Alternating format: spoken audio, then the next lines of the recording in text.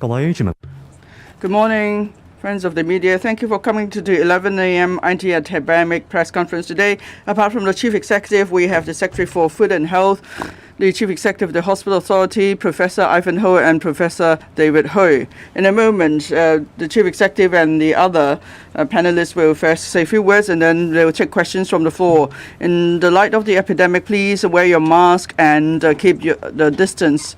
First, I'll invite the Chief Executive to speak. Friends of the media, members of the public, good morning. Together with the Secretary for Food and Health, the Chief Executive of the Hospital Authority, Professor David Hui and Professor Ivan Hong, I'm here to give you an account on the treatment of COVID-19 patients. Here, first of all, I would like to express our caring concern to the Shenzhen municipal government and the people of Shenzhen. We learned that in the light of the epidemic, from today, the 14th of March to the 20th of March, the Shenzhen will be conducting 3 rounds of PCR tests across the whole city of Shenzhen. All working units are asked to work from home and to stop any non-essential activities. Under the leadership of the Shenzhen municipal government, I'm sure they will be able to handle the epidemic well. Now, also I'd like to say this to the people of Hong Kong. Now, since the start of the 5th wave of the epidemic, the Guangdong provincial government and the Shenzhen municipal governments have rendered us some staunch support, and they have done much for us, and we are very much grateful. Now, Shenzhen municipal government is now, has been preparing for these 3 rounds of PCR tests across the city over the weekend. Still, they kept up liaison with us. And we learned from the Shenzhen municipal government that they will continue to ensure supplies to Hong Kong. So, I said that they're going to work from home, but then the only exception is for businesses that will ensure supplies to Hong Kong. And starting from midnight today, they want to make sure that there is no disruption to supplies to Hong Kong. So the 2 governments have started the operation of a number of cargo transfer points at different boundary crossing points. That is the Huanggang, Shenzhen Huanggang BCP, Mankamto BCP, Lantern BCP, and Shenzhen Bay BCP. So there are transfer points for cross-boundary drivers at these various BCPs. This is to make sure that we could continue to get supplies from the mainland. At the same time, we want to prevent the spread of the disease. So here I would like to express my gratitude to the Shenzhen municipal government for us. Now we are talking about treatment today, so I will give the floor to the experts in a moment. But then, of course, as we know, our top priority now is to reduce the number of severe cases and death cases, as well as to reduce infections. In the past week, the hospital authority has done much to enhance their treatment capacity. In a moment, Dr. Tony Ko will tell you more. In particular, the conversion of the Queen Elizabeth Hospital to designated COVID-19 hospital, and also the conversion of beds in other hospitals to beds for COVID-19 patients. Here he will say more in a moment. And now I'd like to make an announcement on 2 issues. One, last week I mentioned that with the help of the SL government, the hospital authority has managed to procure relatively sufficient quantities of 2 oral medication that's effective for treating COVID-19. That is the Monopiravir of MSD and Paxlovid of Pfizer. For Monopiravir, the medication is arrived in Hong Kong and is being used. Dr. Turnko will tell you about the efficacy of the medication. As for Paxlovid, the first batch will arrive at Hong Kong today. That is the Pfizer oral medication, Paxlovid. it will arrive at Hong Kong today. As for other batches that we've ordered, they will arrive at Hong Kong in the next 3 months. So with the full cooperation of the pharmaceutical companies, the SL government and the hospital authority have successfully procured these medications, and they will be arriving in Hong Kong. In a moment, the two professors will explain the application and the efficacy of these two medications to you. The second thing I'd like to announce is that last week I mentioned we want to enhance the treatment capacity of the hospital authority, so I have put forward a request to the mainland authorities. We asked the central authority to send medical teams to Hong Kong to support our treatment work. Last week, a team of 16 came from Guangdong to Hong Kong to conduct visits and also to have discussion with the hospital authority. They also visited the community isolation facilities managed by the hospital authority at the AWE and also the Lantau Hospital Hong Kong Infection Control Center. They have now made preparations. I've just learned that the mainland will be sending medical teams in batches to Hong Kong to help with the treatment of COVID patients. The first team of 75 will arrive at Hong Kong later today. And in this week, there will be another 300 medical personnel coming to Hong Kong to join in the treatment of COVID patients. There will be more batches of healthcare workers coming from the mainland to Hong Kong, and that will enhance the treatment capacity of the hospital authority. In a moment, Dr. Tony Ko, the hospital authority chief executive, will explain to you their discussion and arrangement with the medical team that was here and on the deployment of medical personnel. Now, I would like to thank the central authorities again. In the past few months, definitely they have met all our requests. And then now there were mainland teams who came to conduct visits and inspections, and then they tried their very best to provide us with medical and health workers to make sure we could reduce severe and death cases. Here, I would like to take this opportunity again to thank all groups and individuals for helping to treat COVID patients. Of course, I must thank all frontline staff of the hospital authority and other medical personnel. They've been working under immense pressure day and night. I would also like to thank local and mainland experts for giving very important expert advice on the treatment of COVID patients. That includes the two professors here. You know them well. You've interviewed them often too. That's Professor David Hui and Professor Ivan Ho. I would also like to thank the teams of the Fire Services Department and as well as others involved in transferring patients, because we have designated QH as a COVID hospital, so that involves massive transfer of patients. Fourthly, there are various medical organizations, the two medical schools and the pharmacist sector and so on. They've all supported our work. They also offer treatment advice to the public. And fifthly, the two pharmaceutical companies that I mentioned, we have this severe wave of epidemic, and they are giving us full support, so they are advancing the delivery of oral pills for the treatment of COVID patients. Finally, I would like to thank family members of the infected. We are in a very difficult time, but everyone is being understanding and cooperative. Now, I would like to invite Dr. Tony Ko to tell you more about the work that I mentioned just now, and then later on the two professors will talk to you about the application and the treatment using the oral medication. Thank you. Dr. Ko, thank you, CE. Good morning. I would like to report to you the work of the HA. Now, our focus is, of course, to reduce fatality, to reduce serious cases, and to reduce infection. As for treatment, as mentioned by the Chief Executive, we have already introduced Molnupiravir from MSD for administering on patients. Very soon, we're going to start using Paxlovid from Pfizer. Our treatment will be multi-pronged. For inpatients, for instance, for inpatient cases and also confirmed cases from care homes, elderly care homes who will prescribe these two drugs.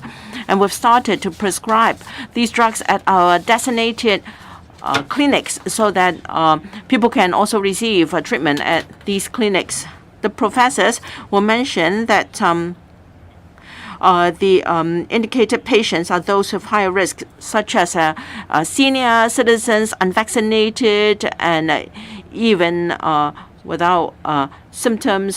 They are suggested to make appointments at designated clinics for treatment. So the number of designated clinics will start to increase from 17 to 23 tomorrow. As for the number of slots, we will increase the 3,000 to 4,300 slots so that those who urgently need treatment can get an appointment.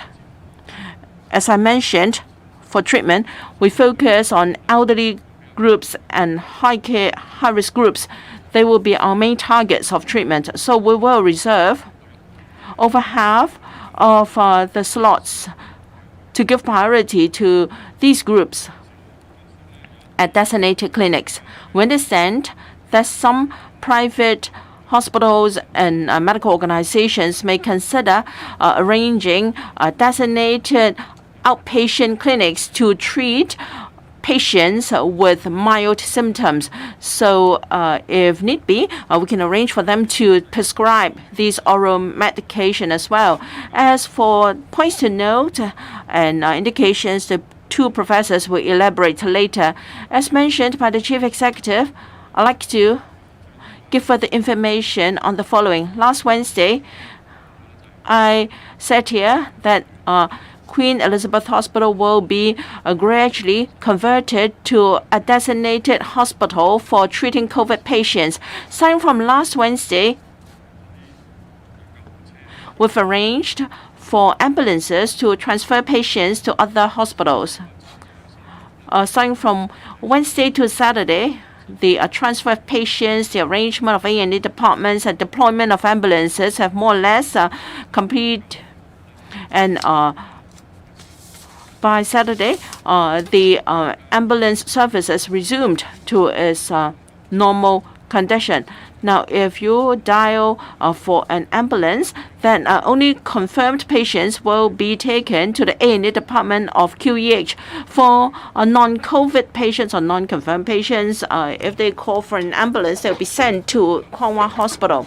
So in the past 2 days, attendances at A&E department of QEH remained at about 360 to 370 per day, close to its normal level. Now, at the A&E department, although it's still very busy, and some patients may have to wait, the situation is still difficult, but we have seen a marked improvement. And the congestion at the A&E department is much relieved. And with the arrangement of QEH, we can enhance the deployment of wards. Some patients that need respirators are now focused in certain wards of QEH, so that is to focus on patients and focus our care. I'm sure that can benefit our patients. Have always also arranged for experts from other clusters to provide support and treatment at QEH. I'm sure that will be effective. As I said, in other hospitals, now we have designated hospitals of a smaller scale, but they have more or less completed the conversion of dedicated treatment for COVID patients, such as the Tin Shui Wai Hospital, the North Lantau Hospital, Feng Yu King Hospital, and Ratanji hospitals. They have arranged that half of the beds are mainly for COVID patients. We'll continue with our conversion of wards and renovation works so that we can enhance our capacity to take care of COVID patients. I can report to you that last week we said that hopefully in the near future we can renovate some of our wards so that some general beds can 50% of these general wards can be for COVID patients. We're more or less completed. We have now 11,000 ward beds mainly for COVID patients. We have about 22,000 general beds, so about 50% of our general beds are now for COVID patients. This is very important. It enhances our capacity to take care of patients. In different facilities of the hospital authority, we have about 10,000 confirmed COVID patients receiving treatment. Through our continuous conversion of wards, I think that will greatly reduce the time of waiting time of patients at A&E departments. We're beginning to see results. Yes, the situation is still difficult. Our E&E departments are congested. Patients still have to wait, but at its peak, we have 1,700s, 1,800s of patients waiting at A&E department, but now the number is reduced to about 800. So the situation is markedly improved, although it is not satisfactory and there is still room for improvement, but we are gradually improving the situation. We'll continue to work hard to enhance our capability, and we can make available more beds to take care of confirmed patients. As mentioned by the Chief Executive, the number of patients is still high. We do need to enhance our caring capability, and therefore in North Lantau, in Asia World Expo in particular, with the supporting medical team from the mainland. Now we have done a lot. We have discussed with the experts. And when mainland medical teams are here, they can help us. We have had a lot of exchanges and discussions, and our view is that we should adopt a collaborative approach to serve patients at AWE. The increased manpower from the mainland will enhance our capability to take care of more patients. So our initial understanding and discussion in terms of treatment and caring approaches, whether we talk about clinical observations, use of medication, and use of treatment, we are very similar. But of course, when it comes to operation, we are from two different systems. It takes time for us to work together. But I'm sure with time, things will be fine.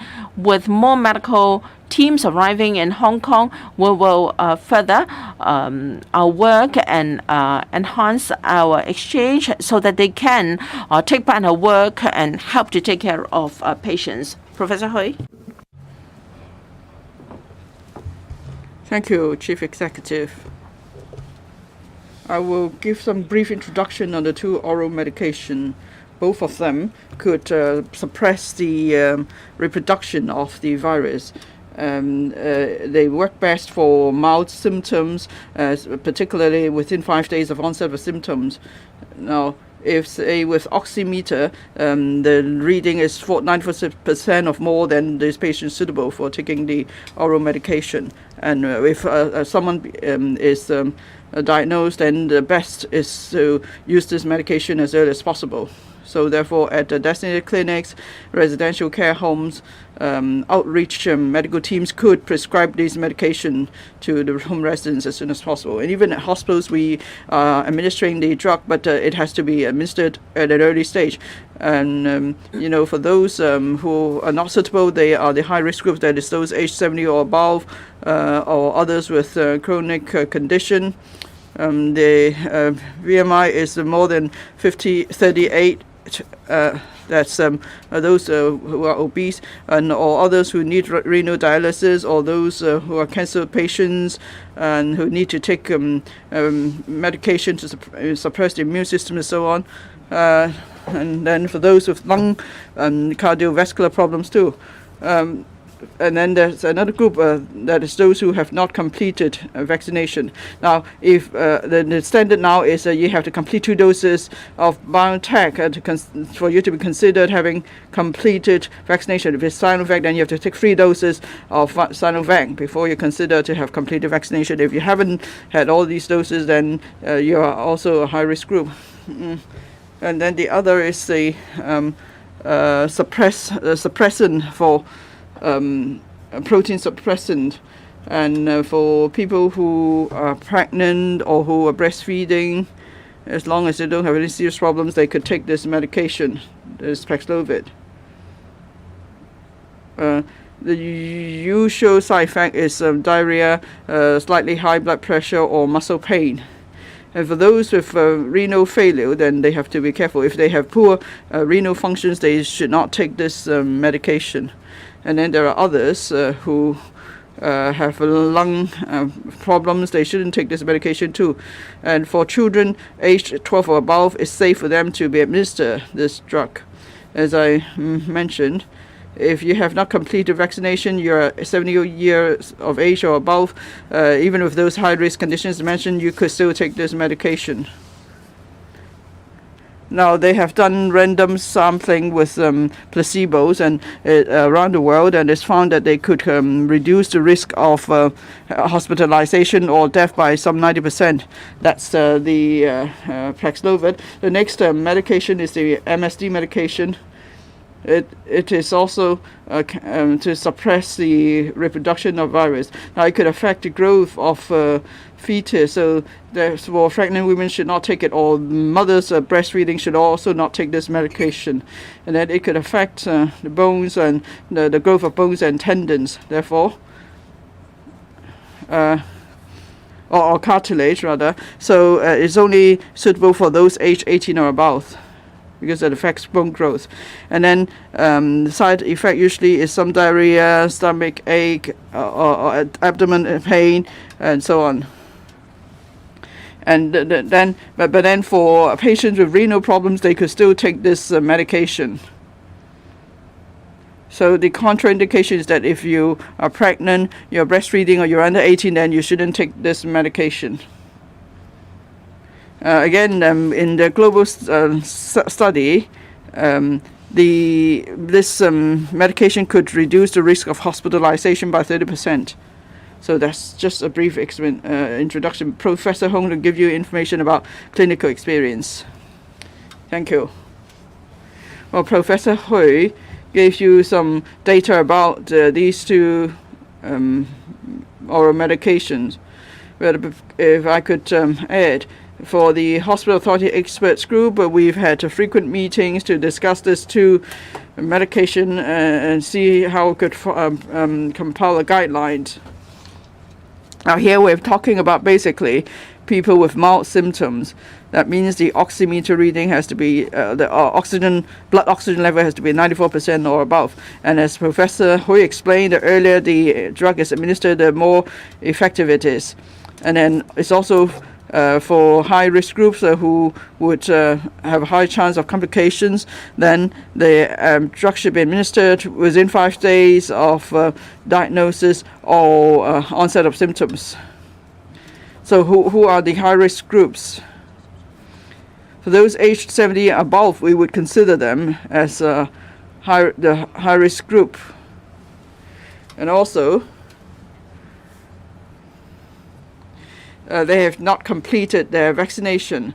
Either they have not had any vaccines at all, or they have just had less 1 or 2 doses of Sinovac vaccine or 1 dose of BioNTech vaccine.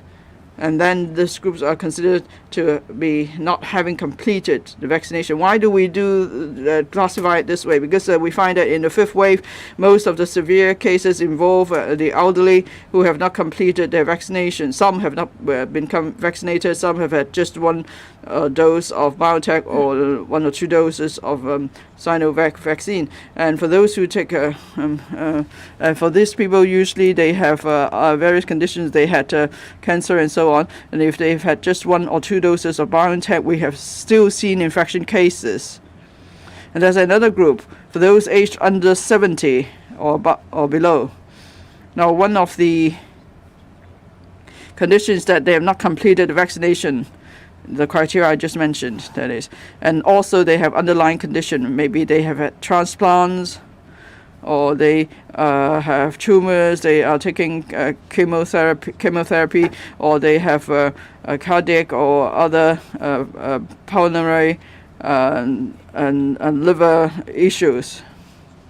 Now, for Paxlovid, Pfizer, so how do we choose between the two medications? First, for Pfizer's Paxlovid, its medication has stronger efficacy. The advantage is that it can be administered to those aged 12 or above, or those with a weight of 40 kilograms or above. And then for pregnant women and breastfeeding patients, they could be administered with this drug. Now, if you could take oral medication, then you could use this drug. That's the advantage of it. The disadvantage is that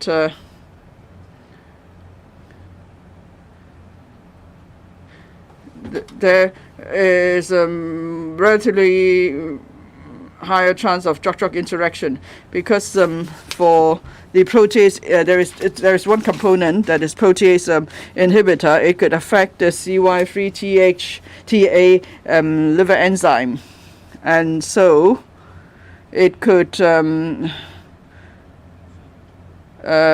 lead to more drug-drug interaction, such as for heart medication or antibiotics or blood thinner.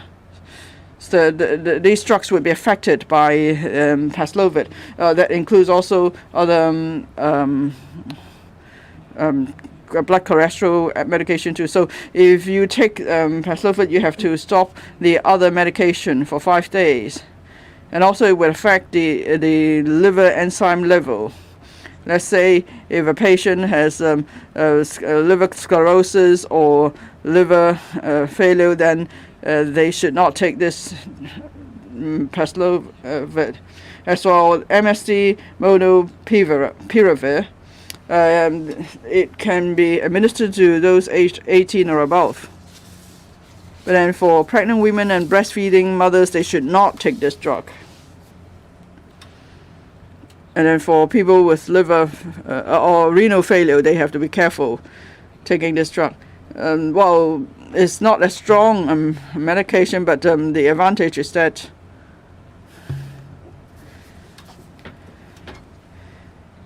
because this is in the form of capsule, so we could remove the capsule, and it could be administered to the elderly, say, who are on feeding tubes.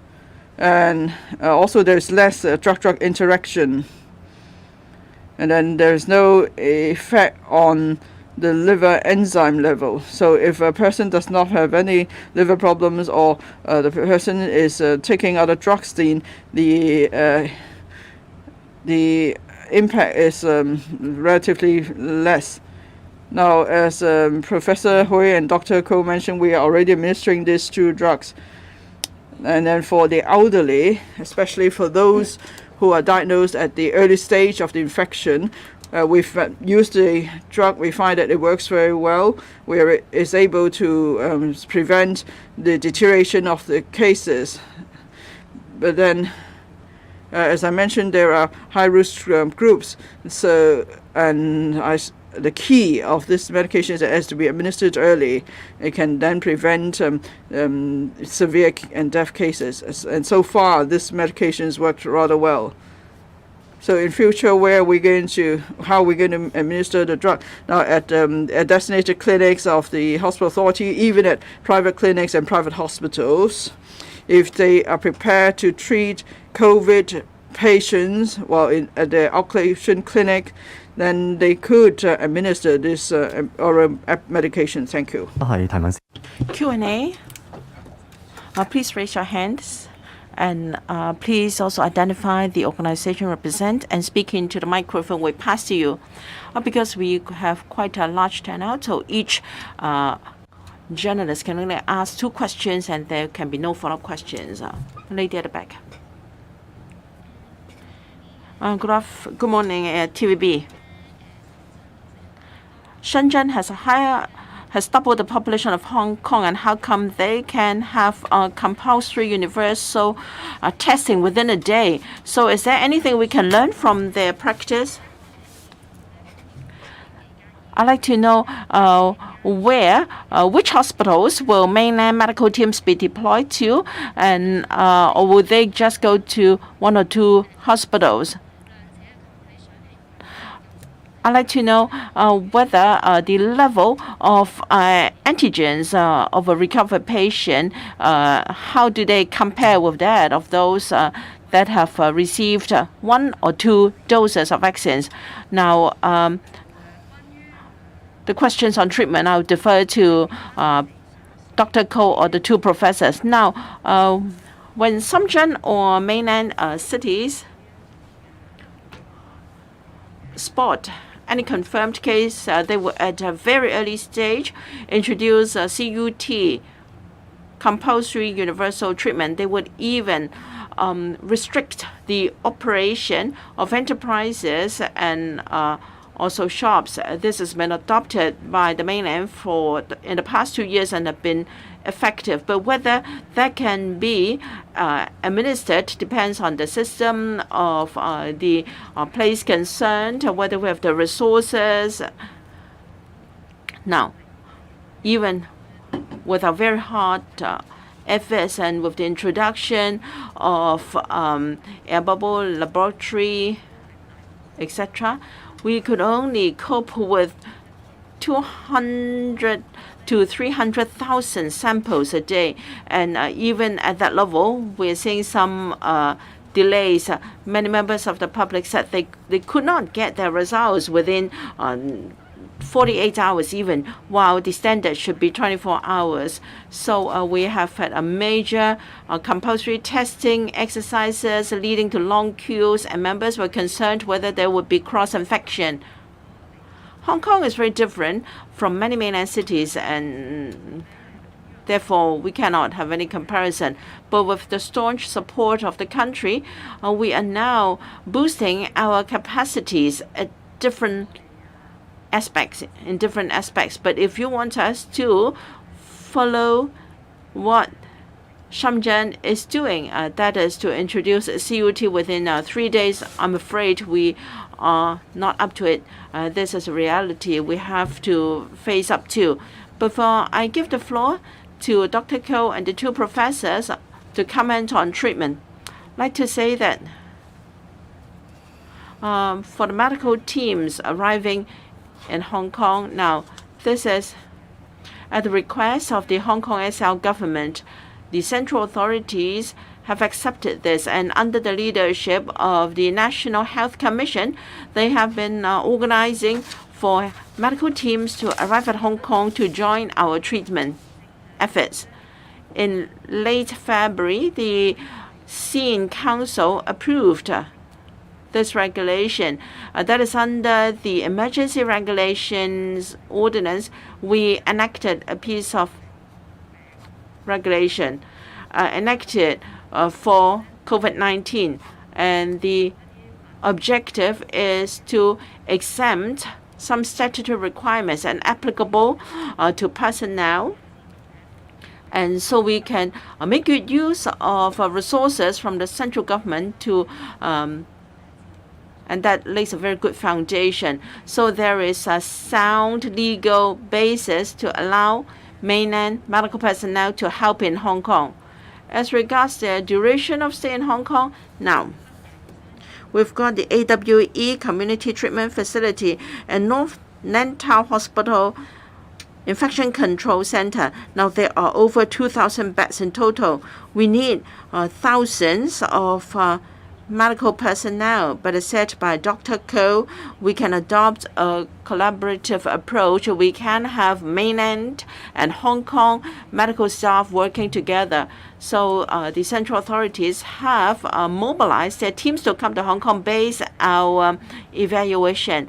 So as I announced, the first batch of personnel, 75, comprising doctors, nurses, paramedics, and supporting staff, will arrive in Hong Kong.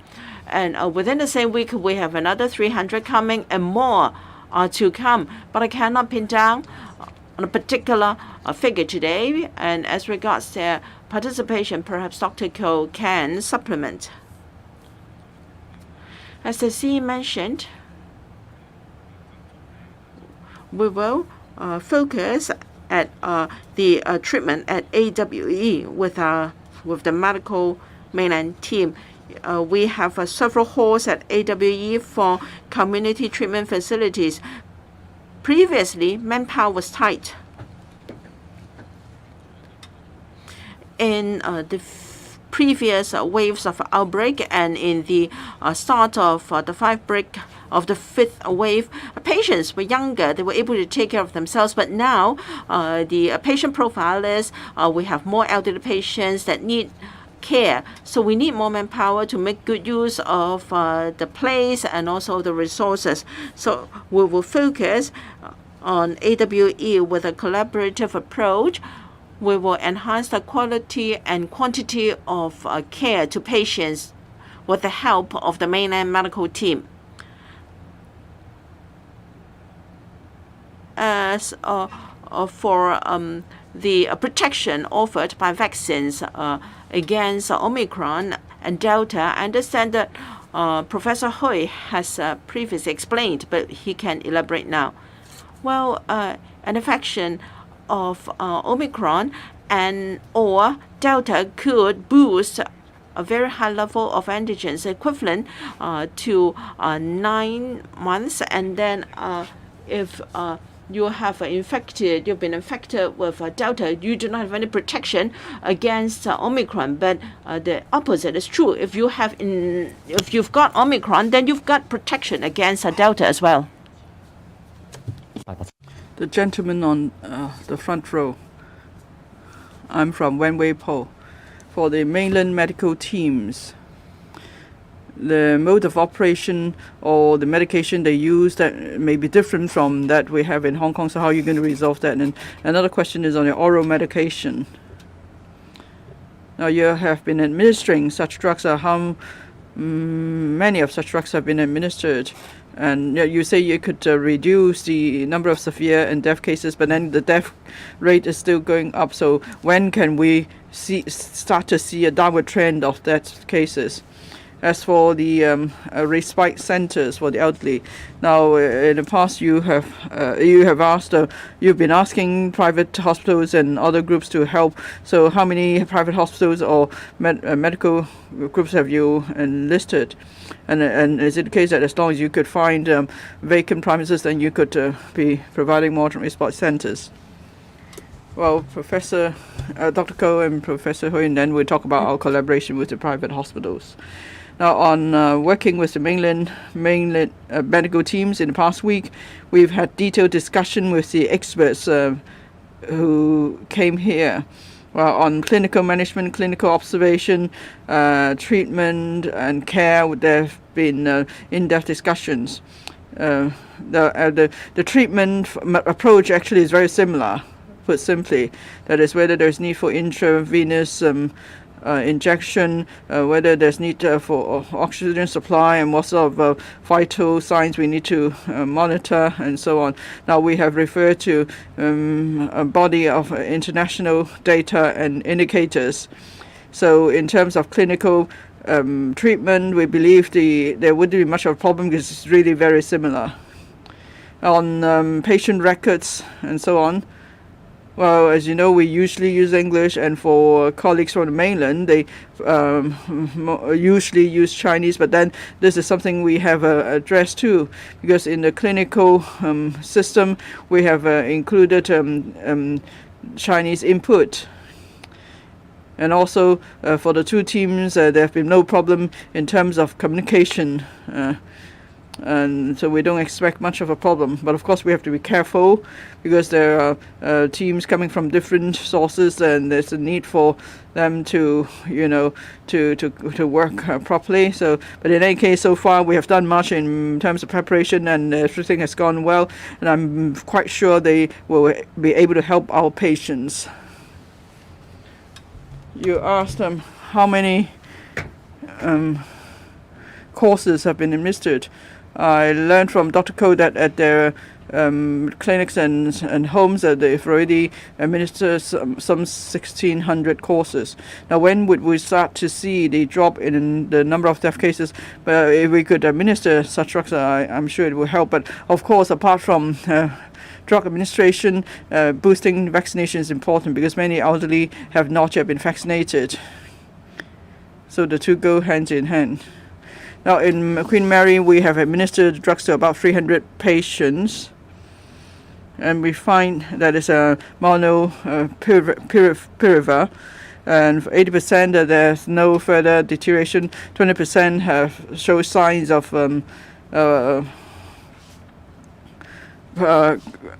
pneumonia. But in any case, we can find that with the use of drug, the effect is, the outcome is better. Now, for elderly respite centers, they play an important role in our triaging system. For elderly with mild symptoms, they could leave hospitals and go to the respite centers. Then we're able to put them under observation to prevent their mild symptoms from deteriorating. Now, we have put to use 2 respite centers converted from indoor sports center. One is at Choi Wan Road, the other is at the Shek Kip Mei Park. For both centers, the occupancy rate is high. That's why we keep trying to provide more such facilities. And we now have another 1,200 beds at the Kai Tak Cruise Terminal. You said we have many sports centers. There are 7 other indoor sports centers at Harbour Road, Siu Sai Wan, and so on. The last time when I had a video conference with private hospitals, we asked for help on 4 fronts. One of those is if they could take up the management of some of the respite centers, because there are still treatment and medical observation involved, so we need medical staff. And I understand the response is good.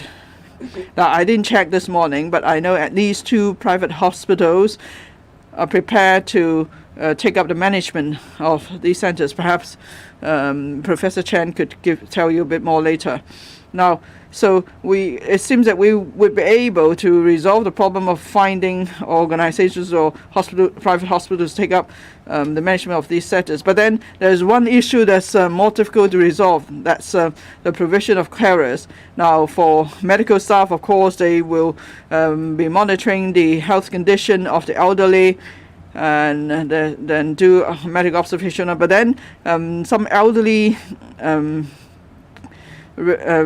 patients need care, say they need to be fed or need to be bathed and so on. And so we are working very hard to recruit carers locally and from the mainland. So far, the carers we have recruited are not enough for us to launch all these respite centers we have in place. Even the beds are ready, but we need to have enough carers for the respite centers to serve their functions. Professor Chan, have you been in contact with private hospitals? Yes, if I may say a bit more. As the Chief Executive mentioned, we still have 7 respite centers in the pipeline, but as the Chief Executive mentioned, she talked to private hospitals. Some have indicated interest. 2 private hospitals are making preparations now, and hopefully within this week they could start 2 respite centers. There are other private hospitals trying to get more information to see if they could also take up such a role. For the number of indoor sports centers, we are still looking at that. We are assessing another 3 or 4 indoor sports centers to see if they're suitable for conversion. Because, as mentioned, for the elderly with mild symptoms but who need care, the Respite centers would certainly play a role in relieving the pressure on hospitals. So we will therefore still push ahead with such plans. Now, for these Respite centers or holding centers, we will also be providing Chinese medicine service. At the far end there, the jet wearing a grey mask. I'm from Phoenix TV. First question. We're still seeing a high number of confirmed cases every day. When you distribute COVID-19 medication to patients, is there any priority? And when patients are being given this medication, do they have a choice? And how much of the oral medication have you ordered? And with the supply of the oral medication, would it lead to any breakthrough in treatment? Now, in early 2020, when there was the first outbreak, there were robots to do disinfection and distribution medication on Mainland. That's to prevent a cross-infection. Would you make reference to such an approach in Hong Kong? Well, I will invite the 2 professors to talk about the choice of between the 2 oral medication.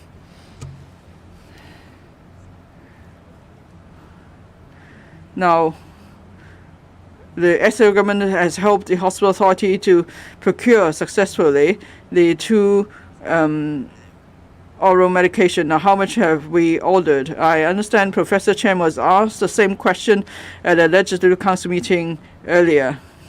But then there is a confidentiality agreement with the 2 pharmaceutical companies. We could not divulge the quantity of drugs for each batch arriving in Hong Kong. We could not divulge the price too.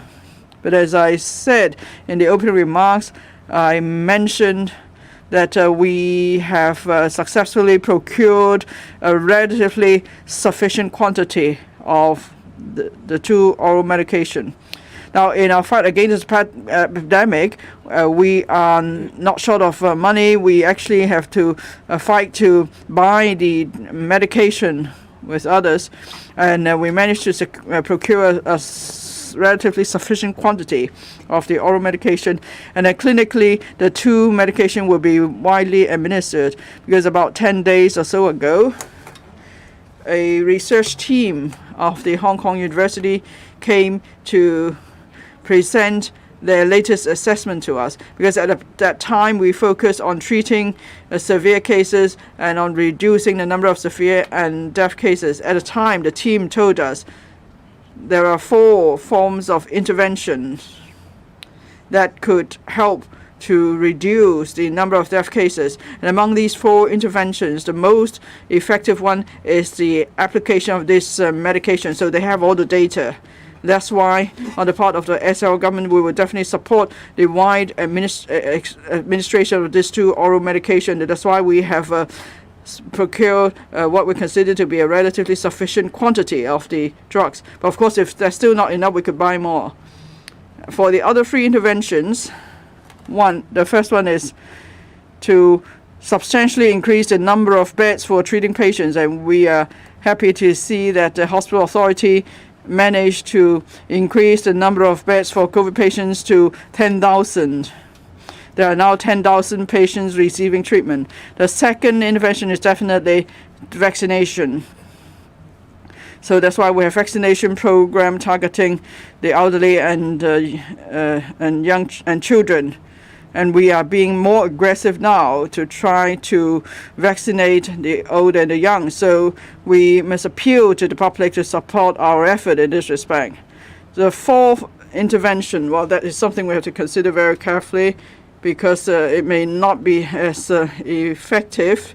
That is to further tighten social distancing measures. But I'm sure the public will have strong views or concerns about that.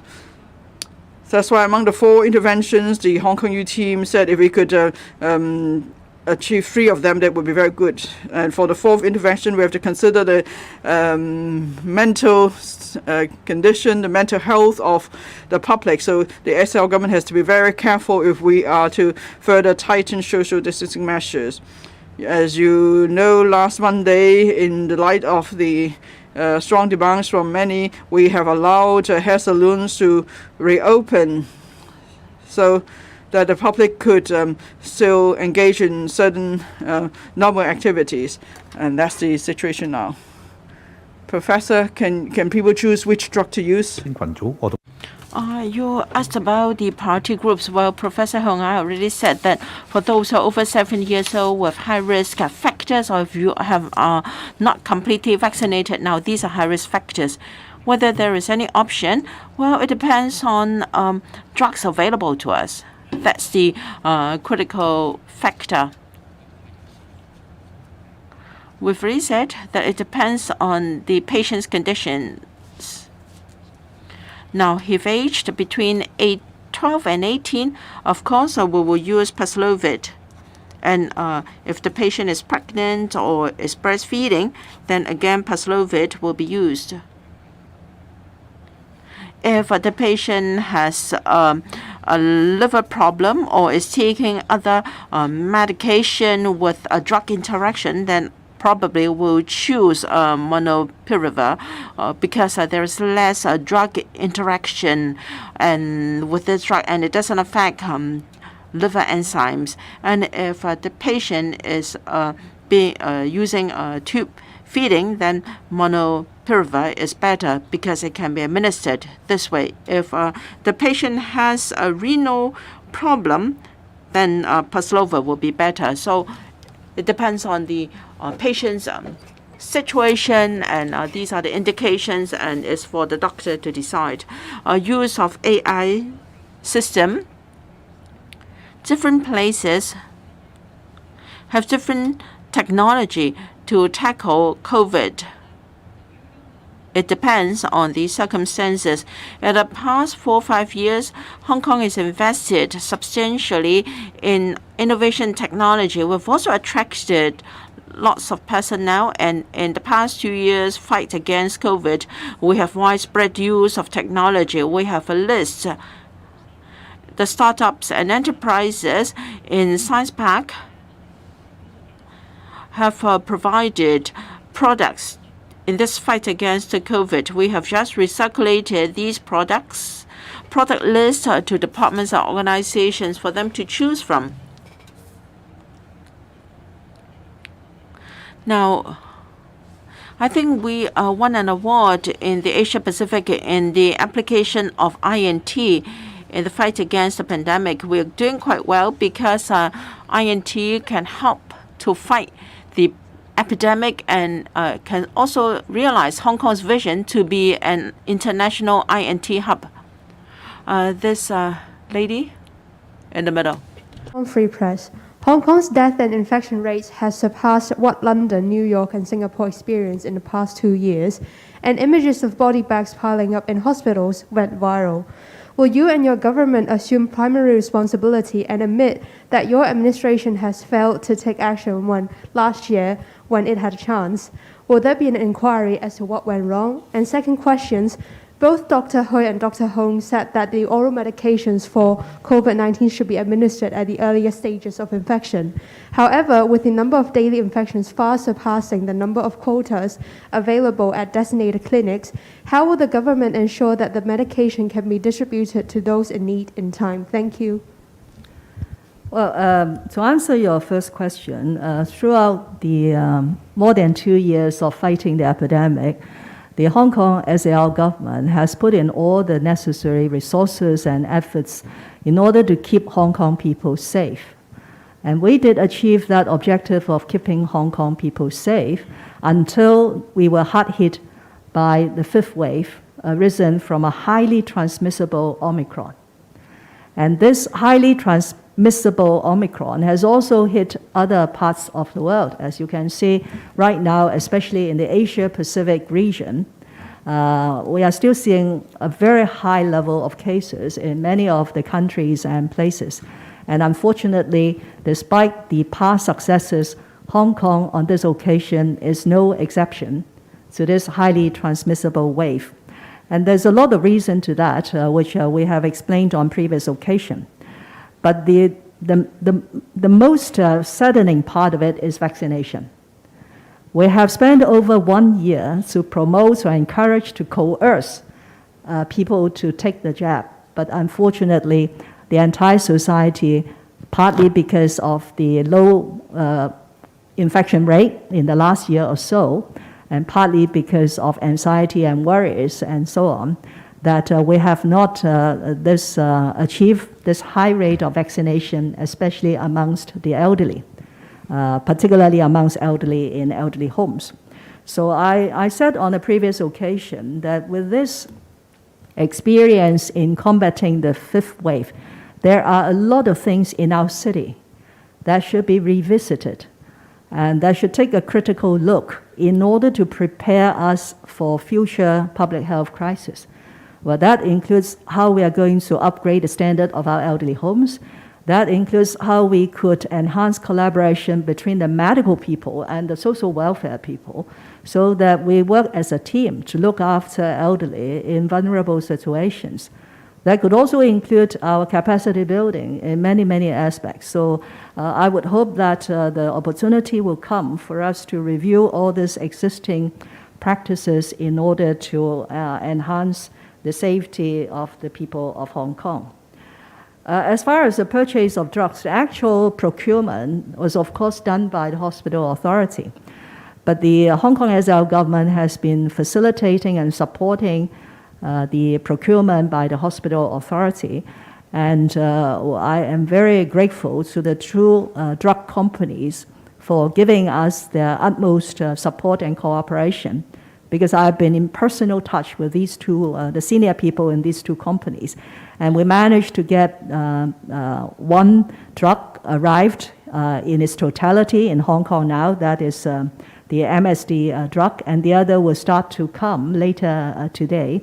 So we have procured sufficient quantities of the drugs for wide application amongst people in need. And who are the people in need? The two professors has already explained to you. Thank you. 好，我哋問多最後一條。 Last two questions.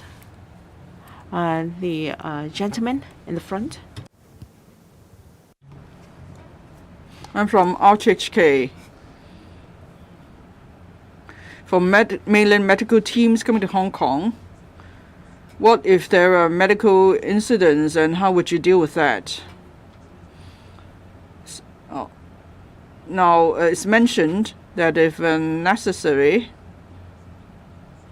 the government may consider further tightening social distancing measures. Now, there have been media reports about one person per table at restaurants. And what other social distancing measures are you considering, and under what condition would you roll out these measures? Thank you. First question. I have briefly talked about that. At the end of February,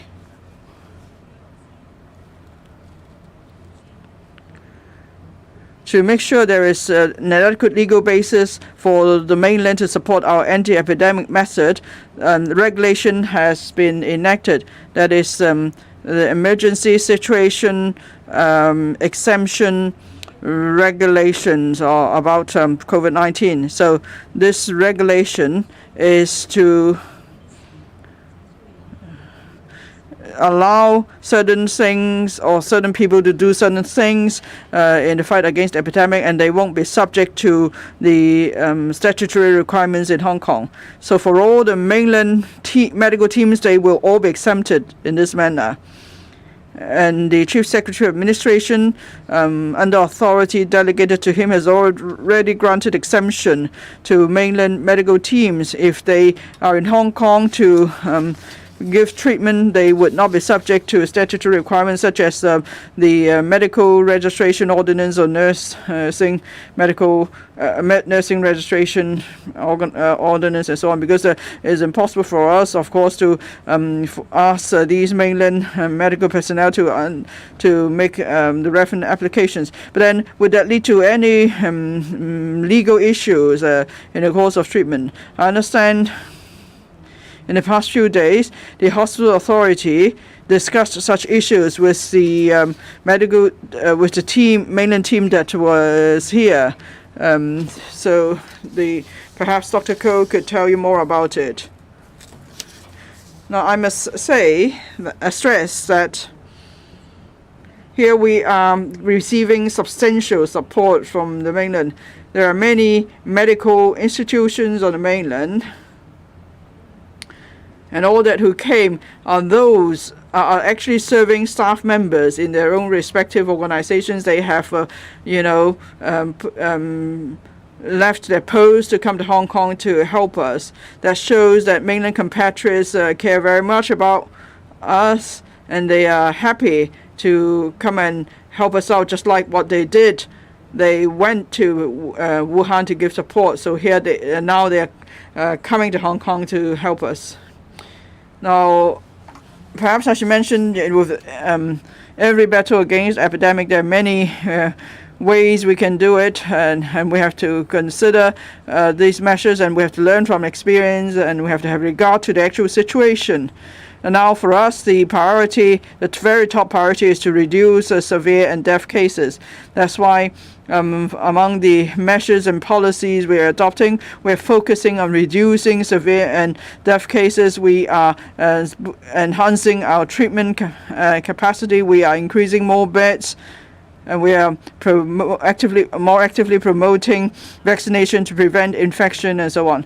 At this point in time, I must say that we are not considering further social distancing measures, because the current social distancing measures in place are already the toughest in 2 years. I have to consider whether the public would accept further measures, so we would not just casually roll out further social distancing measures. But I must make an appeal again to the public. This is not time for us to let down our guard yet. Maybe the trend, there is a plateau or even signs of a downward trend, but it's not yet time for us to let down our guard. Maybe we are suffering from epidemic fatigue, but I must ask people to be more patient, and please still observe our existing social distancing measures. Please avoid avoid gatherings and avoid going out, so that we could prevail over this wave of the epidemic sooner. Thank you. That's the end of the press conference. Dr. Tony Ko, please.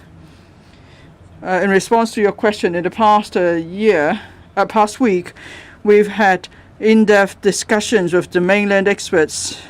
Our consensus is that we will adopt a collaboration model in our operation. So in terms of clinical management and handling, we will still be using the existing practice. Well, tomorrow we have the Executive Council meeting, as I mentioned earlier. So for the daily anti-epidemic press conference, it won't be held tomorrow. On Wednesday, we'll be meeting with you again. And then we will update you on another important aspect of our anti-epidemic effort. Thank you. So we'll see you again at 11 a.m. on Wednesday.